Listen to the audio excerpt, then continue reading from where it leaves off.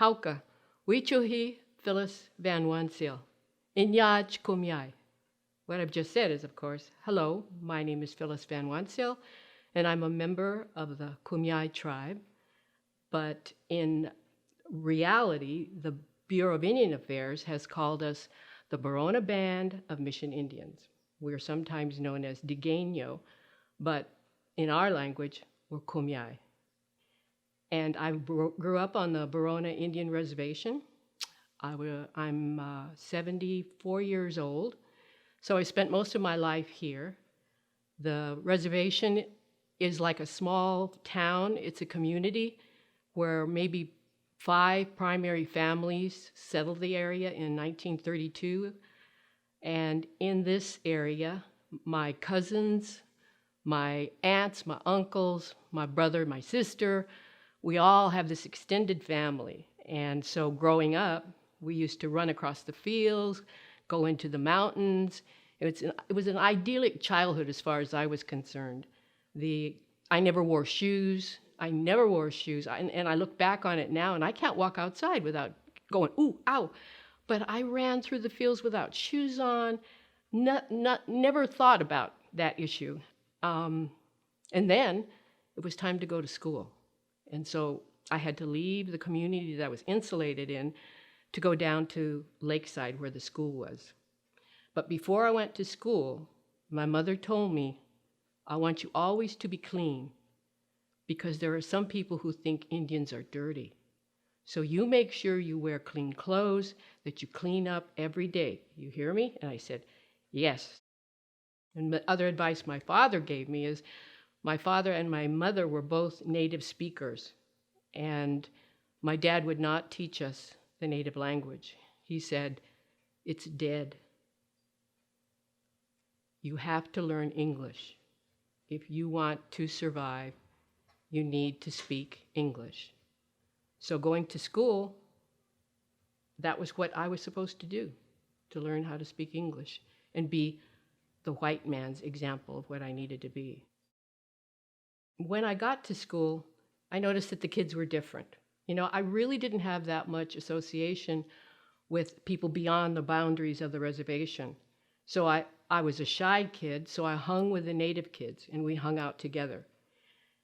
And I felt safe, I felt comfortable in that group. I never spoke up in class. I was one of those little kids who sat in the back of the room, didn't want the teacher to see me, hid behind the person in front of me so I wouldn't get called on.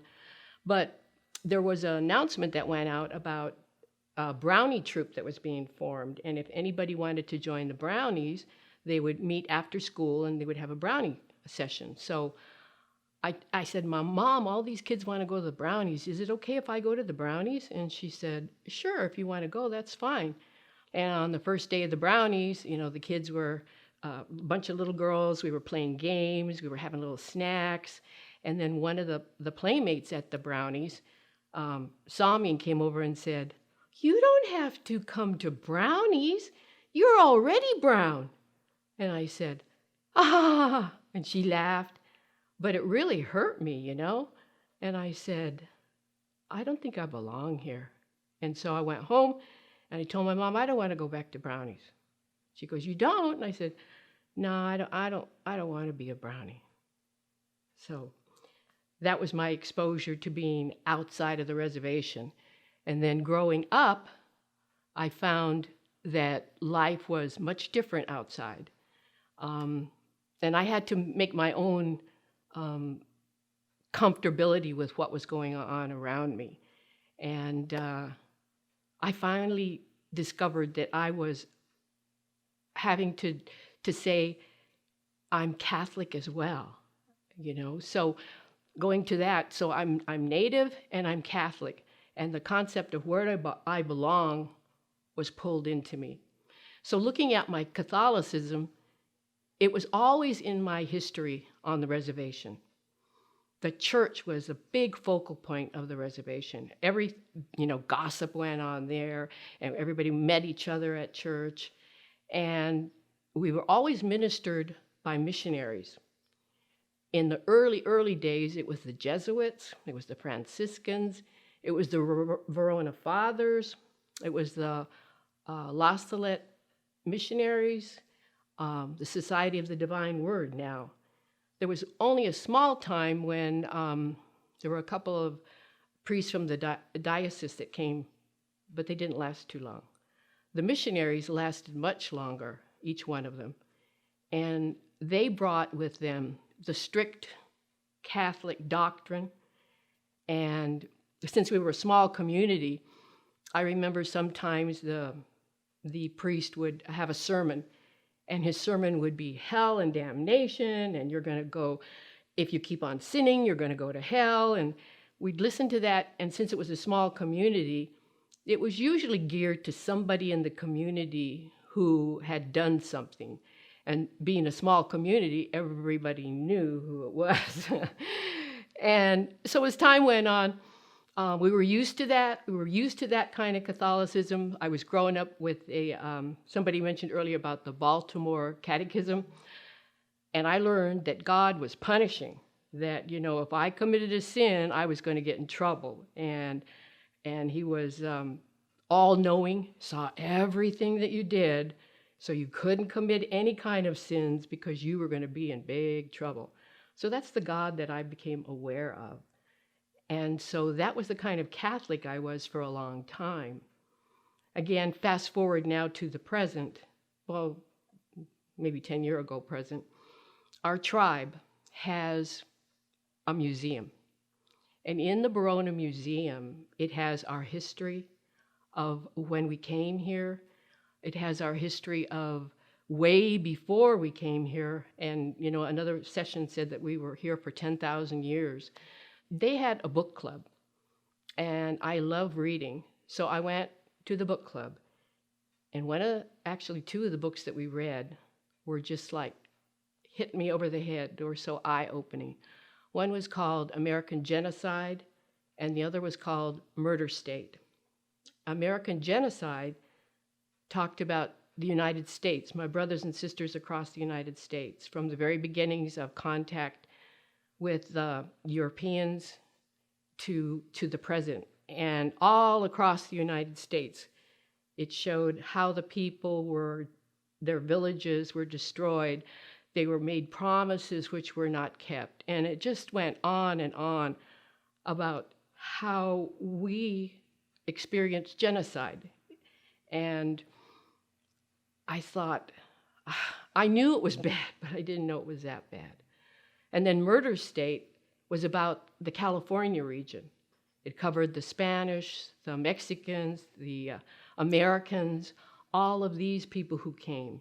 And that was where it focused on my area, because the missionaries came in with the Spaniards to make us Catholics and to convert us and also to enslave us, to help them build their missions. And yet the expense was we were torn away from our land, made to be subservient to whatever the needs were of the church. Families were broken, again, culture destroyed, language destroyed. So here I am, I'm Native and I'm Catholic. Am I doing the right thing being a Catholic? Because there are young people today who do not think of that at all. But, I was raised Catholic from the very beginning, so I don't know anything different. But I was torn. Am I being truthful to my people? And the answer had to come from me. So I looked at the young people and I said, I'm so proud of them because they're learning our language, they're learning our traditions, dances, they wear our clothes, they make our own clothes, and they're speaking the language. They're keeping the culture alive, but they're not part of the church. A lot of them have turned their back on it because of the history that they know about, and they don't have anyone to show them or let them know what kind of spiritual beings are involved as well. And that goes back to our beginnings. We did have a spiritual essence. In my language, it's a mayaha. And so a mayaha is my God. And that God is a loving, caring, It's a spirit that lives in the air, the trees. It's the beauty of a flower. This is where I see a mayaha. And I'm sure other cultures are the same way. They have that essence, that being that is somewhere. And so I cling on to that when I have my split of emotions. I don't know if I'm doing right. I belong to a group here on the reservation called Kwakmi Tepchirp, and that means the Circle of Elders. It's a group of people who are 55 and older who care to participate, and we have a mission statement of to keep the culture, to be an example to the young people, to let them answer their questions, to be there for them. Because some of the grandmas and grandpas are no longer with us. So we can be their substitute grandma and grandpas if they'd want. So as part of that organization, I wonder, what kind of example am I showing to them? Because I'm a part of this group that destroyed us. And I am a descendant of people who work so hard. My brother Anthony Pico always says, we owe so much to the people who came before us. And I look at that after reading those books. I mean, some people just squeaked by. We survived, and I am a descendant of those survivors. And what kind of example? Again, I go back to the Lord Jesus Christ. This was a good and holy man who came amongst us to show us a life where we love each other. There was no distinction between skin color, Gentile, Jewish person. We were all one. You turn your cheek when you're hit. You forgive those who hurt you. Those are the precepts that I cling to. Those are the things that I reconcile myself to. So when I think about, am I Catholic? Am I Native? Can those two get together? Well, I make them get together because, as I said, my Amayaha is what I go cling to, and my God as well with the Catholic Church. I'm a mother, I'm a wife, I'm a sister, I'm a cousin, I'm a friend. I play all those roles. I'm also a Catholic, and I'm also Native American. And with all of those things in my background, it's up to me to decide who I am. And because I've worked through it to try and get to this point, I just wanted to share with everyone that we're all human, We all go through ups and downs in our lives. And Father Sarah came, and he was part of the culture that destroyed my people. But then there was Saint Catherine Tekakwitha, who the Pope canonized in 2012. And I was so joyous and happy at that time. I was very lucky to go to Rome for the canonization. And I was so proud because here was a Native woman who was also Catholic. And she represented me in some respect, I don't say I'm a saint, but what I do say is identify with the Native portion of it. Then, of course, in 2015, Father Sarah became Saint Father Sarah. And that was a decisive split, with a lot of the Native people. Some of the people who were barely clinging on to the Catholic faith just, to me, use that as an excuse to leave because they turned their back.